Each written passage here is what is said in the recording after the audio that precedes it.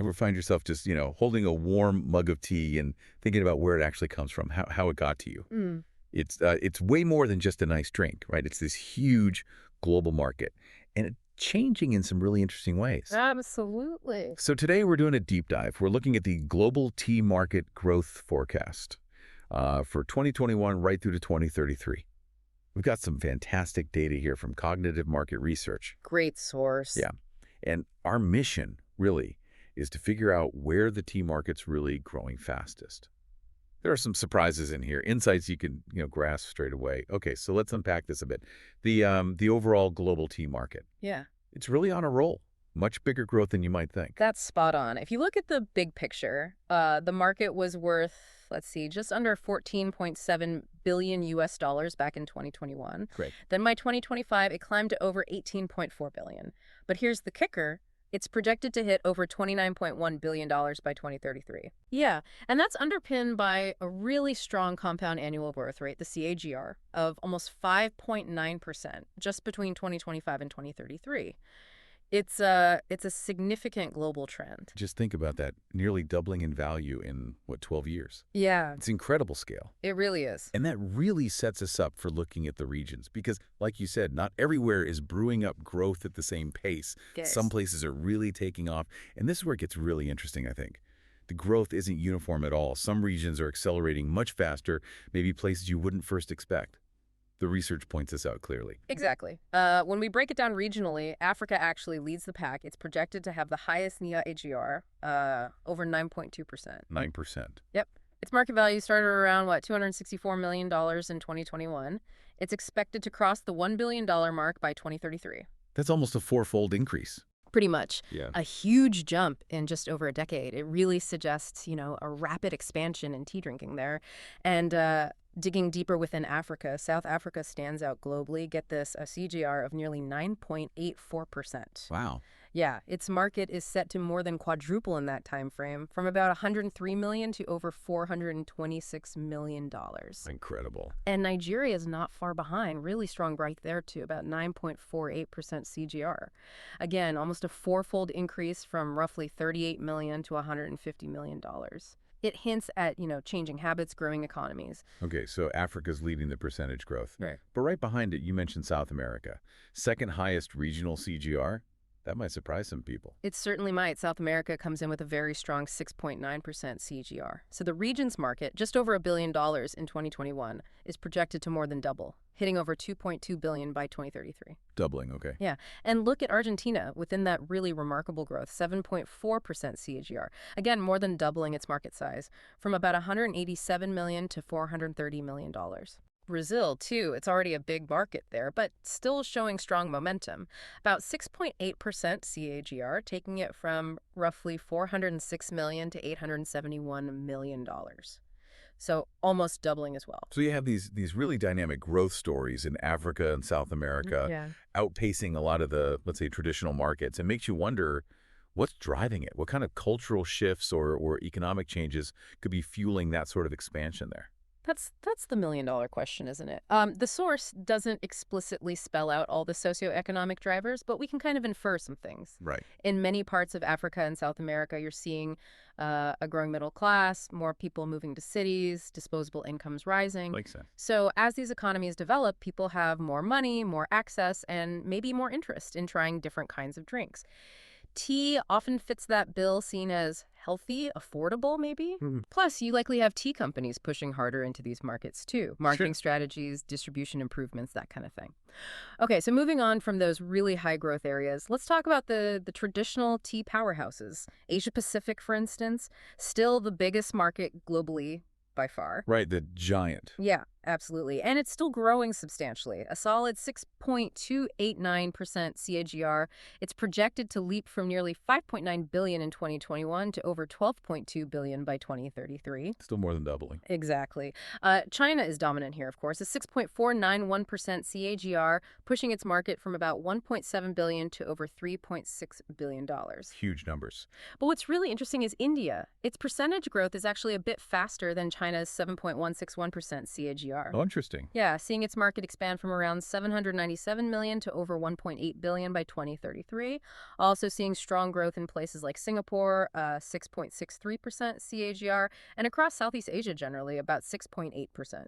Okay, so APAC is massive and still growing fast. Then let's jump across the pond to North America. Not quite the explosive percentage growth of Africa, but still Yeah. very consistent, significant expansion, right? Absolutely, yeah. North America shows a solid 5.268% CAGR. The market grew from over 4.2 billion in 2021, and it's expected to get close to 7.8 billion by 2033. Still very significant growth in dollar terms. Definitely. The U.S. makes up the bulk of that, obviously, growing at just over 5.1% CAGR from about 3.6 billion to nearly 6.5 billion. Right. Canada, though, actually has a slightly higher growth rate, over 6.1% CAGR. That means its market is effectively doubling, too, from around 386 million to nearly $780 million. Okay. So, yeah, steady, deepening tea adoption in North America. Yep. Now, let's look at Europe. It's kind of a mixed bag, but overall, a decent 5.333% CAGR, expanding from about 2.76 billion in 2021 to nearly 5 billion by 2033. All right. Within Europe, Germany seems to be leading the growth, strong 6.014% CAGR, set to double its market value from around 563 million to over $1 billion. Yep. The UK follows pretty steady at 5.648% CAGR. Also, a significant increase there from about 417 million to $783 million. What's fascinating there, I think, is how you see these different patterns even within one continent like Europe. Cultural nuances really seem to play a role in the market dynamics. That's a really good point. You see countries like Germany and the UK, they have established tea cultures, strong economies, showing that consistent, robust growth. Yeah. But then on the flip side, you look at Russia. Its growth is comparatively slow, just 3.35% CAGR. That's actually the lowest rate among all the countries reported individually. Lowest. Why might that be? Well, again, the source doesn't say explicitly, but you could speculate. Maybe a more dominant coffee culture, perhaps different economic pressures, maybe distribution challenges. It just shows how varied things can be, even within Europe. Historical habits, consumer preferences, they all matter. And then finally, the Middle East. This region shows the lowest overall regional growth in the forecast, 3.769% CAGR. So its market is projected to grow from around $543 million in 2021 to nearly $897 million by 2033.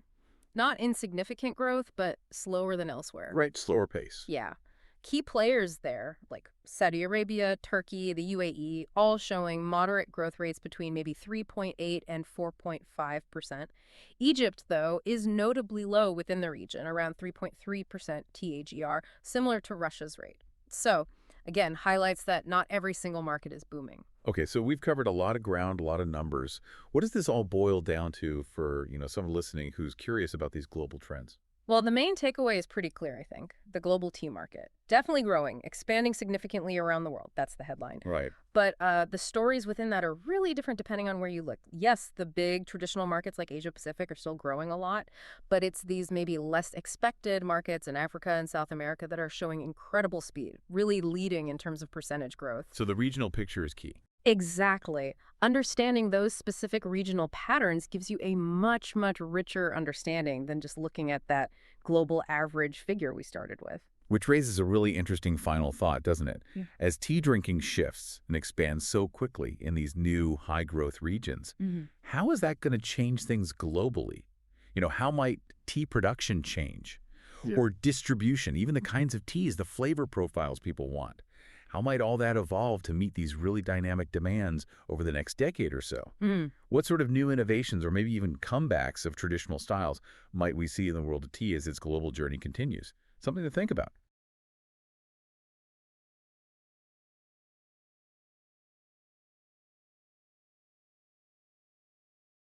Welcome to the Deep Dive. Today, we're steeping ourselves in a market that's really fascinating, the global tea industry. It's ancient, sure, but it's also changing incredibly fast. We're going to explore how some powerful forces are reshaping it all, and just so you know, all our insights today come straight from Cognitive Market Research's latest data. It's amazing, really, how tea seems to be becoming so much more than just, a simple drink. It feels like a real shift. That's exactly right. The tea market isn't just seeing small tweaks here and there. It's more like a quiet revolution. We're seeing trends you'd normally associate with, say, fine wine or specialty coffee. It's getting much more complex sourcing, quality, what consumers expect. Yeah. It's all evolving. Okay, building on that then. One huge force driving this, it seems, is the whole health and wellness movement. I mean, we all see that focus on well-being, right? But how exactly did the pandemic speed things up specifically for tea? The pandemic. It was pivotal, almost like a catalyst, really. It wasn't just that sales went up.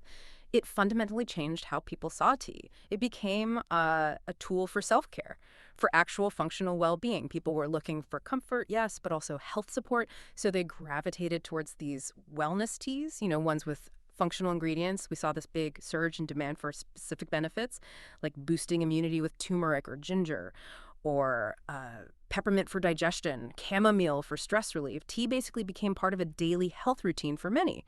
Proactive health management. Right, so if tea became this sort of pillar of self-care, that brings us to green tea, it seems absolutely central to this whole movement. Is its popularity just about the health benefits? Or is there more to it, maybe culturally or marketing-wise, that makes it stand out so much? Well, the health benefits are definitely paramount. That's sort of the core. It's largely down to its high antioxidant content, specifically something called epiglycatosin gallate, or EGCG for short. That's this powerful polyphenol, pretty unique to green tea, which research suggests is key to, fighting cellular stress, maybe supporting brain function. But yeah, beyond the science, there's more. It's cultural links to longevity, traditional medicine. That helps. Plus, you have some really savvy modern marketing highlighting how versatile it is. Everything from traditional matcha ceremonies to those trendy iced green tea lattes. That's definitely boosted its global appeal. Okay, interesting. So from wellness, let's shift gears a bit. There's another big trend happening. Premiumization. It sounds like people aren't just looking for healthy tea. They want better tea, higher quality, and they're willing to pay for it. What's driving that? Exactly. And what's fascinating here is it's really about consumer values shifting. People are moving past the basic stuff, the commodity tea bags. They're actively hunting for specialty types, organic, single origin teas, artisanal blends, that sort of thing. And their willingness to spend more, it isn't just taste, it's deeply tied to wanting products with a story.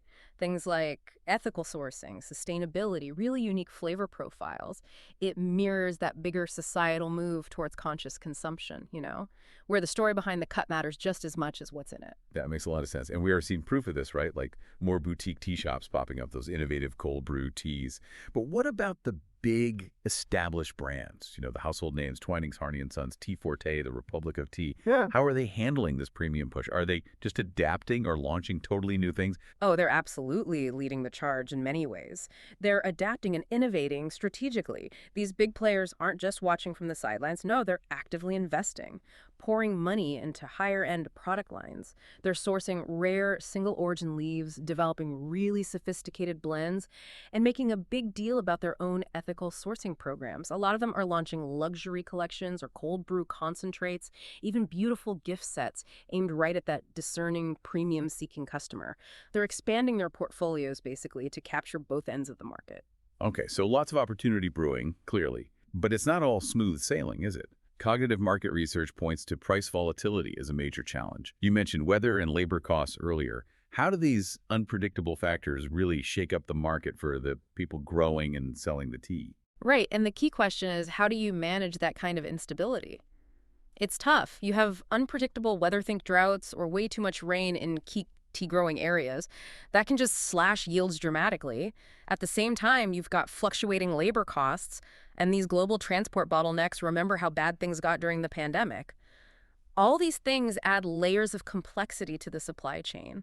For the producers, especially the small farmers, it means their income, their livelihood is incredibly vulnerable. And then the distributors, they're walking this tightrope, trying to keep their margins okay while still meeting consumer demand, which often stays pretty consistent. It can lead to these really rapid price swings that affect everyone down the line. Yeah, it sounds like constant juggling for everyone involved. Yeah. But looking at the brighter side, it does feel like sustainability and this health-driven innovation aren't just reactive. They seem to be actively brewing a fresher, maybe more resilient future for tea.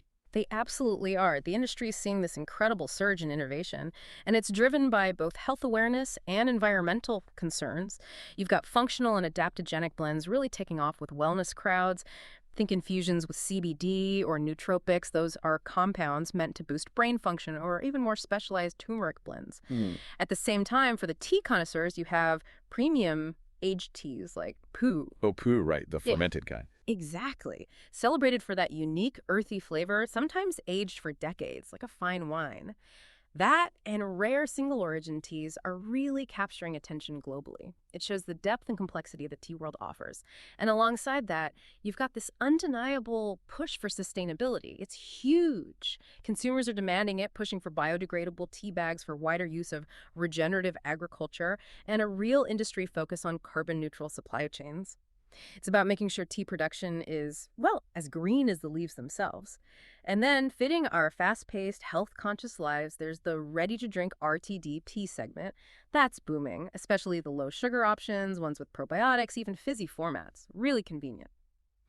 So as we kind of wrap up this deep dive, it's really clear, isn't it? Whether it's your morning routine, your afternoon pick-me-up, or how you wind down at night, tea is just so much more than a simple beverage now. It feels like a genuine lifestyle shift, maybe even a cultural renaissance in some ways, and definitely a growing economic force that's constantly changing, reacting to global shifts and innovating like crazy. Absolutely. So, maybe something for you to think about is this: how might these really rapid changes in the tea world influence your own choices next time you buy tea? Perhaps you'll reach for a new functional blend or maybe a premium tea with clear, sustainable sourcing. But also consider, how these shifts are quietly reshaping farming practices worldwide and even global trade in ways you might never have thought about just looking at a tea bag.